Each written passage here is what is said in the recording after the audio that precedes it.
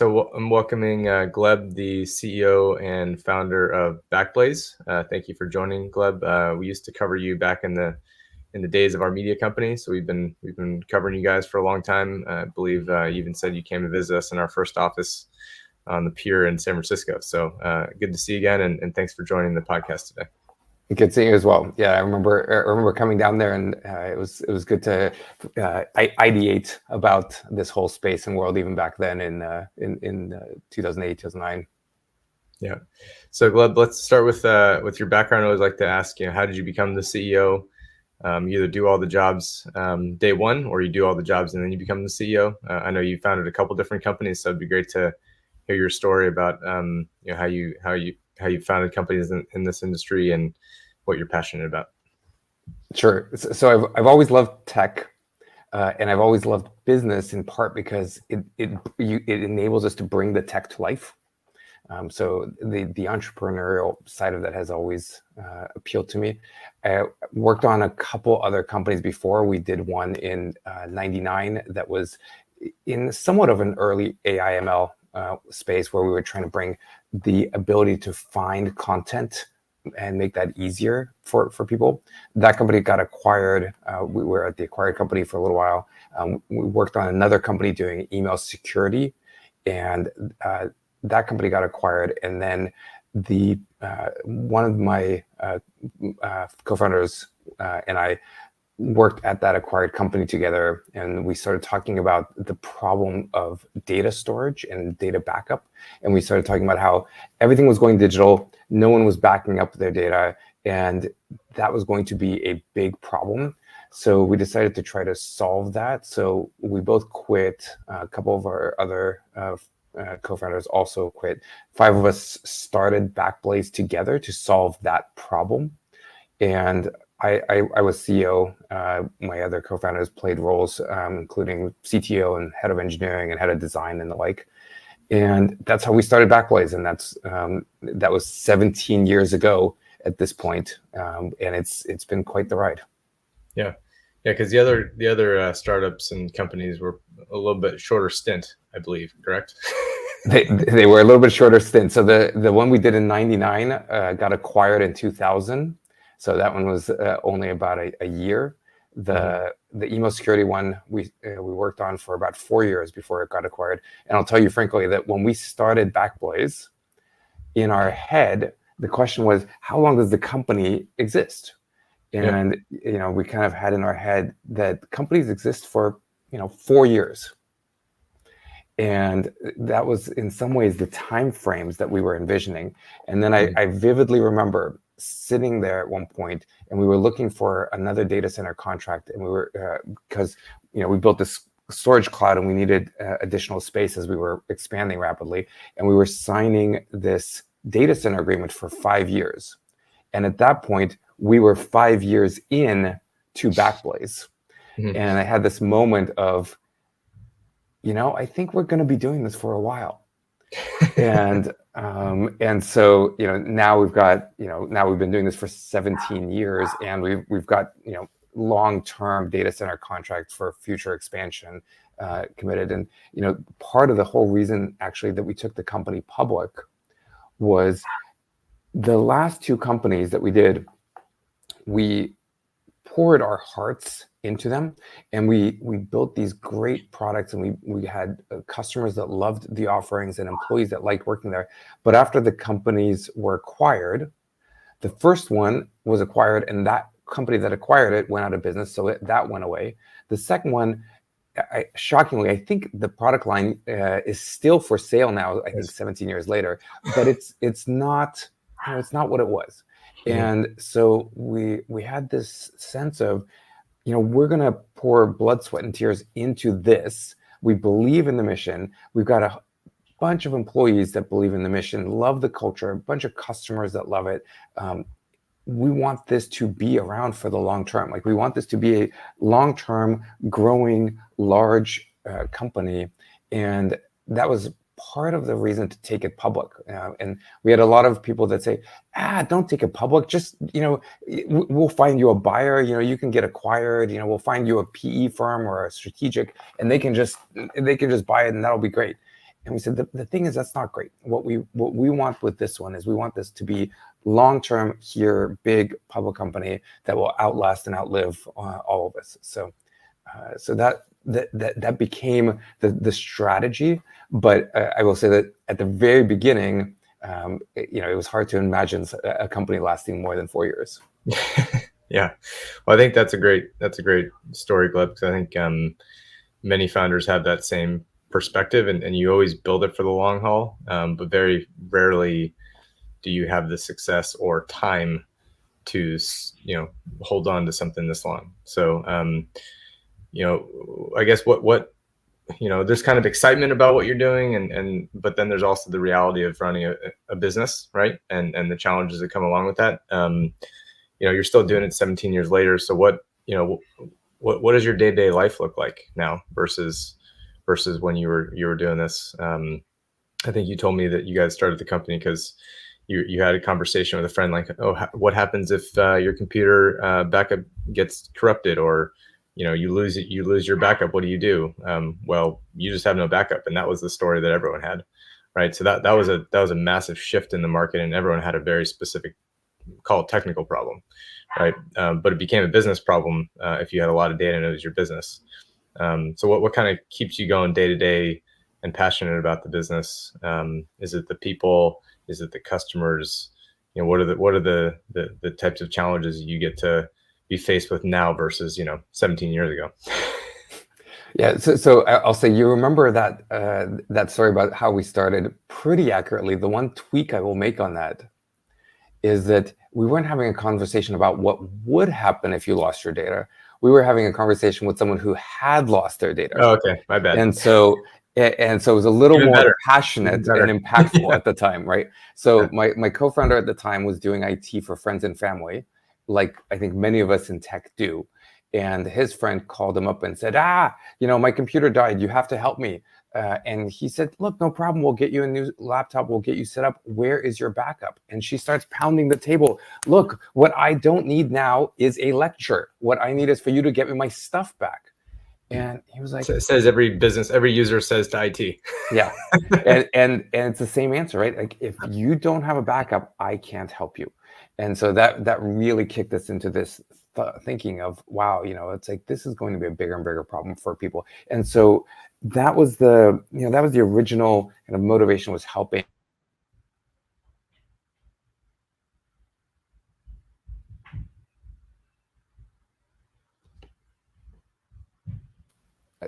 We had IT people that came to us and said, I love your service for myself, but I'm trying to figure out, as the IT person for this company, why I have a better backup product at home than I have at the office for 10 times the price. And so let me use it for our company. And so we then started supporting companies backing up all their employee laptops and desktops. And then from there, we had these IT people that said, look, I love you for backing up all my employee laptops and desktops, but I have all these other storage needs. Help me with all of this. Help me with my archiving. Help me with the application storage that I need. I've got this media content. I need to manage it somehow. Help me with all this data.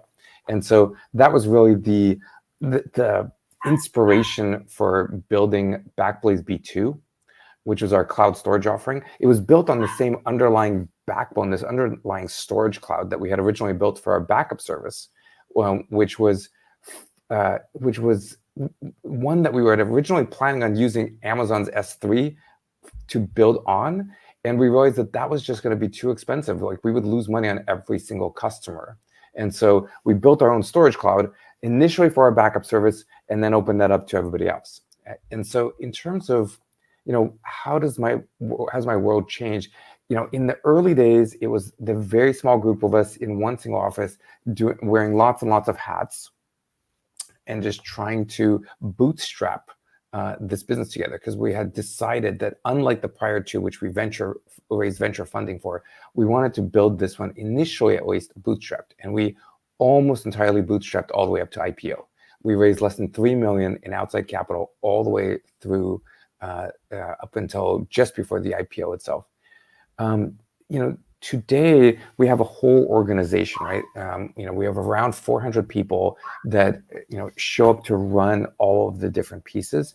So things that get me excited. I love bringing that technology to life and solving interesting, innovative problems that customers have. We had one of the recent innovations that we came out with is something called Live Read. And so that stemmed from some of our team members having conversations with people about their media workflows, and them talking about how they were frustrated that they'd be shooting footage, and that would be either going to the cloud and they'd have to wait until it fully uploaded before they could actually use it, or they had to have everybody on premises. They had to fly all these people up to wherever they were going to shoot and bring all this equipment so that they could edit locally off of footage that was coming. And they said, it's just so frustrating. Like, we've got all this footage coming and we want to start editing and captioning it and transferring it, doing all these things. And we can't do that until the file is uploaded. And so, we started ideating about that internally. And the team came up with a technical solution to enable customers to actually use their data as it was flowing into it. And so it's that kind of thing where I feel like, we have a really great team that cares about customers, thinks about how to solve them, and then thinks creatively about how to address them. And that's just exciting. For someone who likes technology and likes business, like it's like the perfect marriage of these things, right? It's not technology for just technology's sake. It's not business in any way. It's business bringing technology to customers to solve things they want to solve. And that's exciting. And I will tell you that there was a time years ago where in my role as CEO, I was not loving it. I loved the early phase where we were in it, creating, thinking stuff, trying to figure it out together. That was awesome. Mm-hmm. And there's been a lot of parts of it where we've been scaling, growing, building, taking the company public, innovating. That's been awesome. There was this period of time for a couple of years in kind of in the middle where we were bootstrapping and we didn't have any money to invest in almost anything. We were very, very, very lean. And yet we had to come in and do the things we were doing every single day just to keep the wheels on the bus. And so the company was growing, but we were investing everything back into just running the company. And it was challenging. It didn't feel like there was a lot of opportunity for us to kind of figure things out and do new things. And there was, we had some friction between like the founders around what we should do. And that was a time period where, it wasn't that fun. And I think, one of the things in Silicon Valley is, everybody talks about, you just pivot. And pivoting absolutely makes sense. But a lot of times I think companies decide to just pivot too early, not having given it the opportunity to succeed. And if we had given up at that point, saying, this isn't that fun, we wouldn't be here today, right? It's kind of, sometimes you have to just work through the things to get to the other side. And, today we have, a great team. We're innovating rapidly. We're in this really big market. We're helping customers. Like, it's pretty fun. Yeah, I think that resonates. That resonates with me and probably any other founder who's had a company more than, I don't know, call it 4 years. Like you said, the first phase is about creativity and curiosity, and just creating something that doesn't exist, and that's exciting, and solving those kind of day-to-day challenges. But it's a creative kind of challenge, right? And then you start to get into the scaling thing, which involves people, and it's a totally different kind of mentality, solving people challenges, right? And less so maybe technical challenges or product challenges. And then you kind of get to the other side, and then it's back to kind of the innovation piece. So you got to get through that piece. And 100% agree on the pivoting thing. I think, there's kind of two different types of startups. There's the one that pivots every year and tries to figure it out and calls themselves an AI company or a security company now, or a Gen AI company. And that's great. They'll find their path eventually.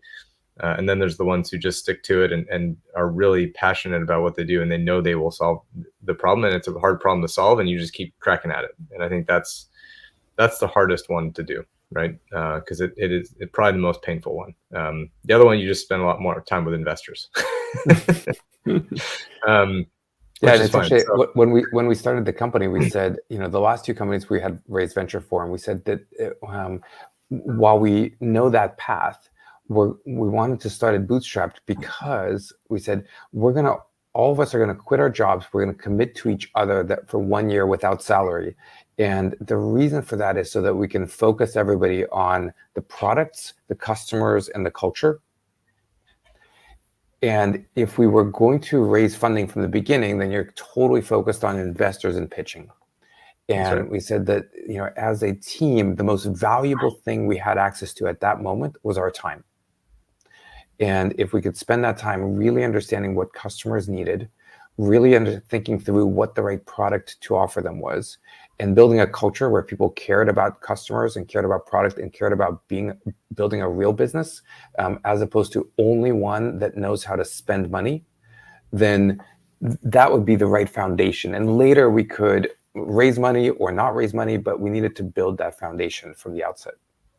Tell me a little bit about the building the kind of culture around the customer, because it's easy when you have 5 people in a garage. How have you kind of built that to this stage, and how do you kind of reinforce that with your leadership team and your people and your customers? I'd love to hear your perspective on that. Yeah, so a lot of it is just talking to people and talking to the customers, and one of the things that I really appreciate is we have a lot of people now in the company who say, yes, put me in front of a customer, even in non-customer facing roles, right? So there are roles where the actual role is to talk to customers, right? If you're in sales and you're not talking to customers, obviously there's a problem. If you're in customer support and you're not talking to customers, obviously there's a problem. But much of the rest of the organization can be shielded from it.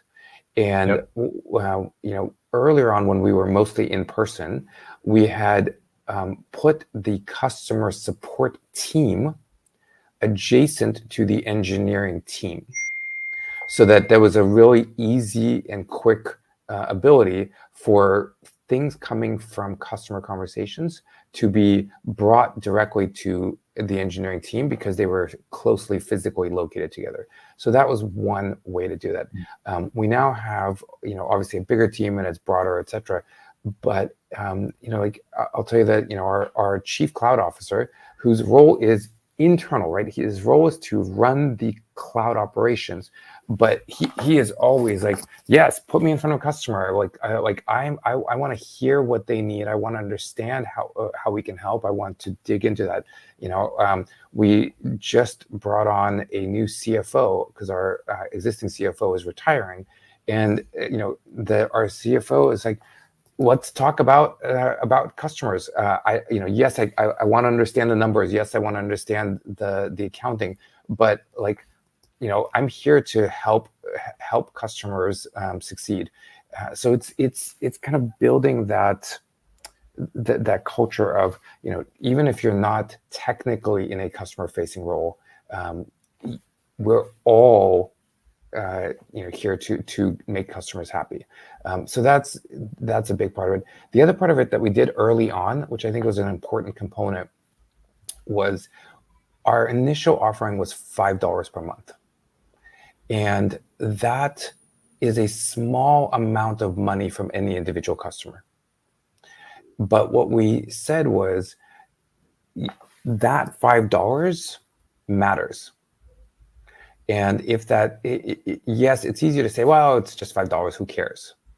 But if you have to care about each customer, because it's their experience is probably the experience many others have as well. And so it was really focusing on it. Just because that one customer's dollars won't move the needle on the whole company, their experience will. Yeah. I liked your comment about everyone having a, you could say you're customer obsessed, you could say all those things, but unless you're actually spending time with customers, and it's not part of your job, like to do a transaction, you can get a lot of that, and it gives everybody the context for how their customers work and what they care about. And I think that's critical, right? Yeah. There's nothing you can tell people, customers told me this, then actually sit down and have a human conversation, right? And then the impact, like you said about the media use case you mentioned, this is going to change the way they do business, right? And that's exciting, right? So tell us a little bit about kind of the type of customer that you had kind of 17 years ago, and how you've kind of matured into different markets, and what you guys are doing now, and where you're going. I'd love to hear a little bit about that. So 17 years ago, we started with helping individual consumers back up their laptops and desktops. We still help individual consumers back up their laptops and desktops today, but we have also offered the ability for businesses to protect their laptops and desktops. And when I say back them up, they're protecting them from ransomware, they're protecting them from data loss, they're protecting them from the oops. It's really making sure that they can get the data that they need, and they can access it whenever they need. And so we're helping larger and larger companies protect all of their laptops and desktops. That's on our computer backup offering. And then our B2 cloud storage offering is, that offering is similar to an Amazon S3 or an Azure Blob or a Google Cloud storage. The customers of that offering are typically companies aiming to handle their data needs. And I say that somewhat broadly because they do use them in various different broad use cases. The customers and the users are often developers, IT people, the media and entertainment in a variety of different roles. And so the three use cases that we see most commonly are in the IT space. We help people with backup, ransomware protection, disaster recovery, security of their data, that whole aspect. In the media entertainment, we help people with the entire media workflows of their data. So whether it's storing, backup, archiving, whether it's editing and managing the workflows, whether it's distributing them, it's the whole workflows. Now, we don't do the media asset management part, but we do all the data flow for them. And then the third one is all kinds of application developer use cases, where any kind of application that anyone is building, they have data for it, and we are a great solution for that data. So that's that side of it. And one of the things that's been happening is we have been increasingly helping larger and larger companies. So one of the things we just announced last week is that we have 115 companies that are spending more than $50,000 a year with us. Last year, we talked about a company that's paying us $1 million a year, another company that paid us $1 million up front. So we have been moving up market with our customers. And that's really because we continue to service small customers. I mean, some customers pay us 50 cents a month. Some customers use us for free. We have a free tier. They show up and they use us for free, and that's great. But our platform and the innovations we've been putting on it enable larger and larger organizations to use us. And the general thing is we cost about 1/5 the price of the traditional cloud providers. And so anyone thinking about, decreasing spend, anyone thinking about increasing gross margins, anyone thinking about how do I do more with less, it's a really compelling switch to save 80% off of their storage bills, right? And so they look to us to move for that, but they also look to us to move because we enable them to use any other cloud service that they want and not be locked into only the services of one singular cloud provider. And whether it's for networking, whether it's for AI use cases, whether it's for any other application development use cases, that's becoming an increasingly valuable benefit that they get by switching to us. So we still service lots and lots of small customers. If you're listening to this and you have 2 gigabytes of data and you just want to play with some tools, we make it super easy for you to do that. Come and do that. But if you're a large organization and you're spending $3 million a year on your infrastructure and storage costs, we can help you save a tremendous amount as well as provide you with other innovation that can be helpful. Thanks for that, Gleb. So, a lot of customers early on in their cloud journey would pick a cloud, right? And that was for specific use. And then some companies said, okay, now we're just going to lift and shift everything. And they're like, maybe that wasn't the right choice. We didn't really know what we were going to get ourselves into. And now they're thinking we need to look at other options. And then there's the other companies who said, hey, like from day one, we're just going to choose the best of breed solution. And then there's everyone in between, right? It kind of depends on the maturity of the company, the talent and resources they have, the type of business that they are. So that's why we see so many different types of companies approaching this in so many different ways, right? But I think the thing that everyone is kind of settled on is, hey, I need to have different solutions and different clouds for different things, even if I have most of my stuff in Azure, Amazon, or Google, right? So maybe tell us a little bit about some of the industry use cases you see, and what are some of the business process changes you guys provide and enable. So you talked a little bit about media entertainment earlier. Maybe talk a little bit about how companies are using storage, because I think when you talk about storage, people just think storage, right? Yeah. So maybe tell us a little bit about how companies are using their storage in innovative and creative ways that you've seen, whether that was 10 years ago or what you're seeing now with all the cool AI talk. Sure. So, like you said, early on when AWS started, they were the cloud. There was no other cloud. There was that cloud. And they added more and more and more and more services. And for a while, the customers that started using AWS, they were very happy because AWS was offering them more and more services. And they grew up in that. And that was what we think of as Cloud 1.0. This ability to just build your application inside of one cloud provider. And what has been happening is that now there's Azure and now there's Google, but there are also other cloud providers that are doing multiple services, and there are a lot of cloud services that are more verticalized, focused on being best of breed. They're in networking, you've got Cloudflare and Fastly and Akamai and Bunny and others, right? In compute, you have OVH and Vultr and DigitalOcean and others. In GPUs, you've got CoreWeave and Applied Digital and a variety of others. It's like in each of the spaces, you've got a number of different companies who are offering differentiated best of breed services for that particular part of the tech stack. And more we see customers wanting to take advantage of that.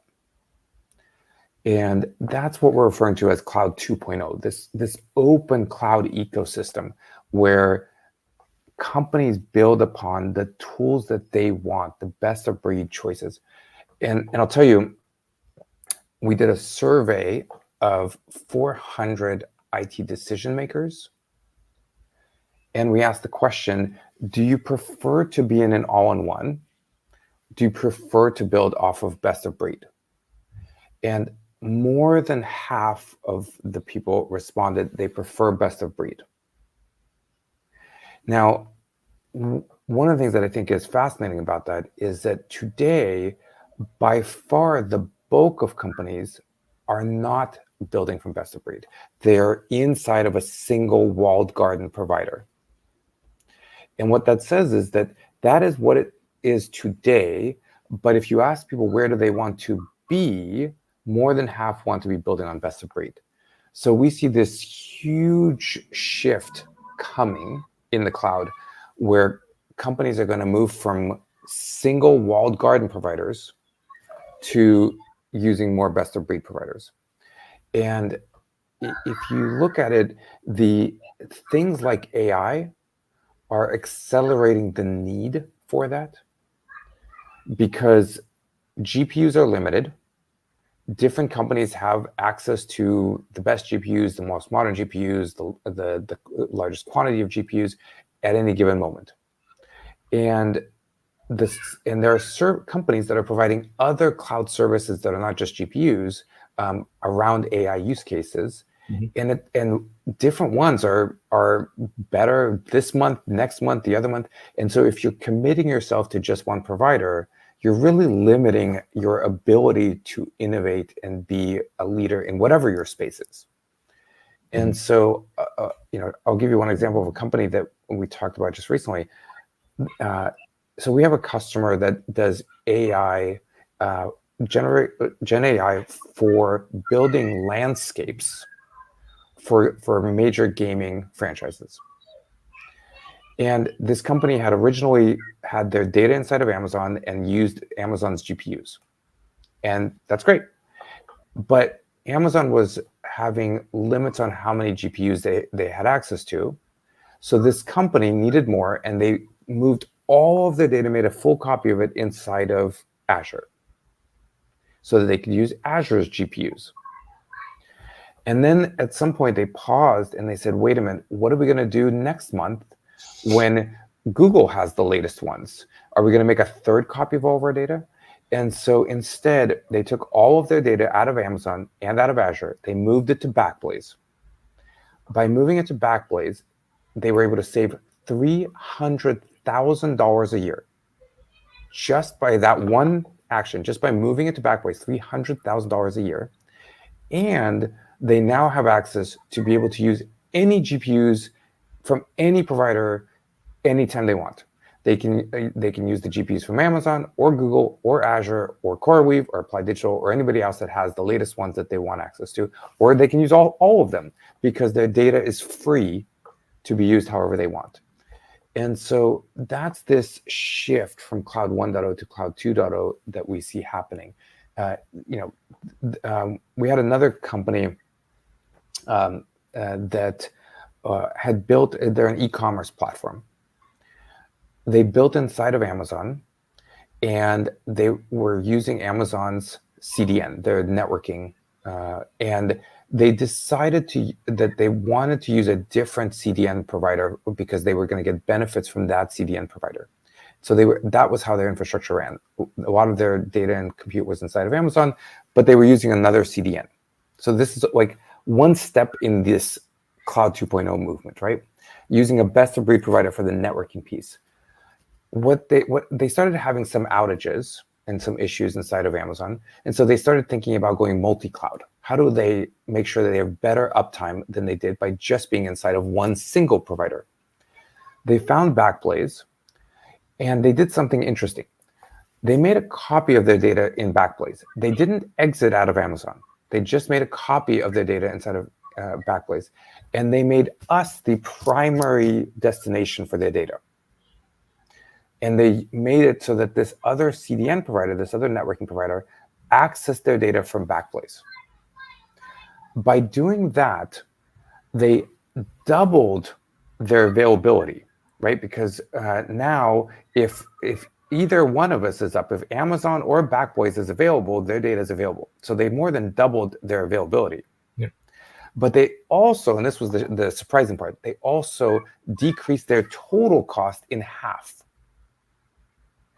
And so how did they do that? Well, they did that because they were paying so much to get their data out of Amazon to their networking provider of choice, that by moving their data to Backblaze and the fact that we make it free to get your data to your networking provider of choice, the amount they saved just on those transfer costs not only paid for their entire bill of adding Backblaze, but also decreased their entire bill in half.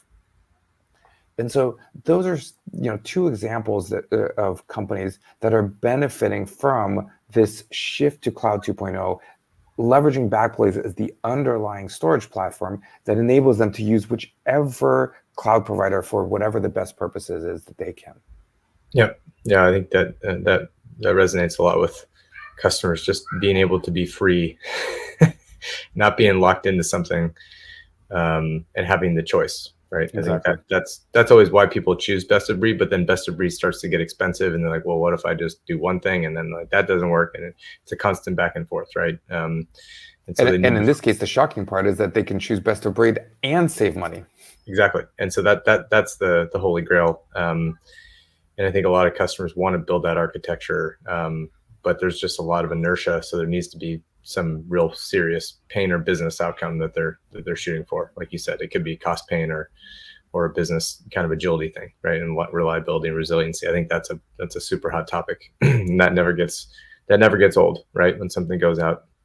I was going to have a call earlier this week with a large Fortune 100 company, and I was waiting on the line and got a text message 30 minutes later. We had a P1 outage. Sorry, and it's a daily thing for a lot of these companies, right? For how much money they invest in technology to have the amount of downtime that they have, it's pretty incredible.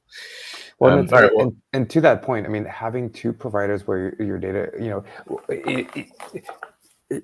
companies have outages. Like, these infrastructure services things are better than most companies can do themselves, but they're not 100% bulletproof. And so having your data in two places is valuable, and it is one of these where I was, I started my career in the nuclear energy side of the world, and every single day that a nuclear plant was shut down, it was $1 million of lost revenue every single day, right? And for a lot of these larger organizations, if they're shut down for a day, they're losing $1 million of revenue or more. And so having two places where your data is for that to make sure that you have twice the availability or more is easily worth it. And for many of them, like this case with this e-commerce company, the shocking part is, depending on the way they have their architecture set up, they could double their availability and decrease their cost at the same time by going to this multi-cloud setup with Backblaze. Yeah, it's incredible. Well, I think your comment about downtime, everyone has been hit by that recently with the CrowdStrike outage. Maybe let's talk a little bit about backup. We're doing a lot of work in the backup space where customers need to have some people are calling it a clean room. Some people are calling it like a cyber vault, something that is offline. So you can actually access your data and it's not corrupt in terms of a cyber attack. In the CrowdStrike example, it was not a cyber attack. It was a technical glitch. But maybe tell us a little bit about what you're seeing with customers on the backup side. From our side, we're just finding a lot of customers have a hard time restoring when they have a cyber attack, right? That's the challenge, and they don't know if it's corrupted or not. And so we're seeing a lot of customers, going in the direction to need something that, you have one backup, like you said, you got two backups, you got three backups in different clouds, but then you need something that's clean and is protected. So what are you seeing kind of on the cyber side, and maybe compared to what you saw, I don't know, 5-10 years ago with customers? Yeah, so it's interesting because at some level, the security is always an issue and always a topic. It has been for years and years. The company we worked on before this one was email security. So we were protecting customers from spam and from phishing and from viruses, and it was a topic back then too. And we ended up filing 17 patents on innovative technologies that we built to protect people on the security side on that. At Backblaze, we started protecting people from issues of data loss on their computers, and data loss comes from all kinds of things, including from corruption and ransomware and the like. And we actually had an employee at the company who got ransomware, and her laptop got you've been ransomware, and we kind of looked at it and kind of laughed and said, "Oh, that's funny," and went logged into our console, in her account, boom, restored it and from a prior version before she got ransomware, and got our backup and running. So on our computer backup side, which is the laptop desktop backup, that side keeps versions of your backup. You can get a version back from an hour ago, or from a day ago, or from a month ago, or from a year ago. And so you can just go back in time however far you want to go before you had your data corrupted, before the ransomware happened. On the B2 side, we introduced something called Object Lock. And Object Lock was specifically developed for ransomware protection. And so we introduced that, and it allows customers to set a lock, effectively a clean room. Like you can't turn off the lock once you've turned it on. It says this data has to be locked. And you can use that with partners of ours. So if you're using Veeam, for example, for your data protection, and you turn on the object lock feature in Veeam, it will work with our system to automatically lock all of the data in our system. And so the first step is, by having the data in the cloud, you're already one step removed, because it's not on site, not co-located with you, right? So sometimes we've gone to some media companies, and I've had the conversation with them at times where they say, I ask them, like, where's their data, and they talk about a closet full of hard drives. And at first, I used to think that was a metaphor. And then we'll periodically walk over and they'll open a closet, and it is full of hard drives with little sticky notes on them for what year it was, what month it was, what show it was. And it makes my heart palpitate, right, to see that, because I'm like, that closet full of hard drives is one fire, one strong magnet, one rogue employee, one something away from entirely getting destroyed, right? So the first part of it is, having your data in Backblaze means it's offsite, it's remote, it's highly durable, it's kept safe in lots of ways. The second then is having it either object locked so that it cannot be changed, or versioned so that you can go back as far as you want for the data. And then we also, by the way, we encrypt all data in transit. On the computer backup side, we encrypt the data on your machine before it's even sent. On the B2 side, you can choose, depending on which tool you have, what you want to do. We'll keep your data encrypted on our servers using server-side encryption. So, we keep the data safe in various ways, but obviously it's depends on which data you give us in the first place. But we will keep versions or object lock to make sure that the data that you give us stays safe as well. Okay. So I guess the last question, which everyone is talking about, is AI. What are some of the interesting things you see your customers doing with AI, whether it be with Backblaze or not, right? But AI has to do with data, so I'm sure you guys are involved in some way. Love to hear kind of what you're hearing with customers, and both on the kind of mature advanced side and also on the immature, just trying to kick the tires side too. So I think the short of it is, AI is still very, very nascent. Yep. And when I think about AI really got people's attention when ChatGPT came out, right? And it all of a sudden everybody was like, oh wow, this is very interesting. And that's only been a couple years. And if you think about the cloud in 2009, right? 2009 was 2 years after AWS basically launched into the cloud. And if you think about 2009 seemed, for those of us that were deep in the cloud world in 2009, it seemed like, oh, there's all this stuff and it's so, so far evolved. But if you think about where the cloud is today versus where the cloud was in 2009 was the cloud was this teeny little thing that was barely evolved, right? So I think AI is at that place, right? It's very nascent. There's lots of interesting ideas. There's lots of things happening, lots of data being used, lots of data being created. But it's, I think people are still working through what are all the best ways that we're going to end up leveraging it. What we have seen is lots of customers using AI to do analysis on data, right? So one of our customers, they do wildfire management. And triaging. So there are all these cameras out there that are filming wildfires. That data goes into the system, gets stored on Backblaze. That data then gets analyzed to triage which wildfires have issues. And then that information goes into a system that they can leverage to send people to do the right things around the actual fires. And so, this is kind of a common, I guess, use case and workflow that we've seen, not specifically for wildfires, but we're going to capture data from somewhere, we're going to store it with Backblaze, we're going to leverage some GPU cloud somewhere, analyze it, put the analysis back in Backblaze and distribute it out to customers. Another example is we have a customer that does retail store analysis. So they've got all the cameras in all the retail stores. They provide a SaaS platform to manage this. They capture the footage. The footage comes to Backblaze.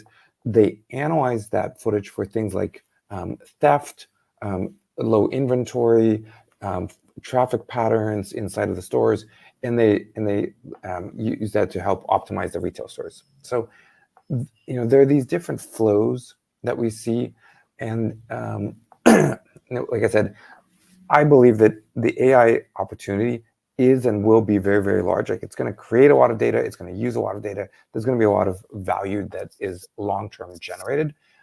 From talking with companies and customers, a lot of them are still in I use it a little bit here and I use it a little bit there, and I'm figuring out here and I'm playing it with it there. So I think we're still at the early stages of kind of the full value that customers are going to extract from it. And in many ways, that's one of the reasons why we think it's really important for the data for all these customers and all these companies that are building AI tools to be somewhere where, like Backblaze, where it can be used however and wherever they want, because the ways in which everyone is thinking about it today and the tools that they're using today are not going to be the ones that they're going to want to use tomorrow and the day after. That's right. Yeah.